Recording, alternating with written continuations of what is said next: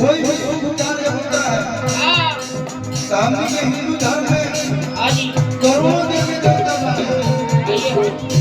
आज भैया के चार मूल का उद्घाटन होगा, पूजा पाठ हुआ होगा तो सबसे पहले गणेश भगवान को ही बुलावा जाता है। चारों कृपा के सबके चाहे शादी किया ओके वो लोग देख के नहीं लगा कि वो लोग भी आप सब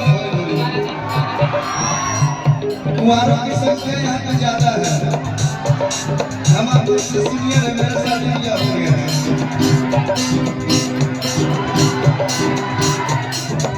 तो शादी किया कि सबसे पहले गणेश भगवान की पूजा ज्यादा है। रवि से शुरू होला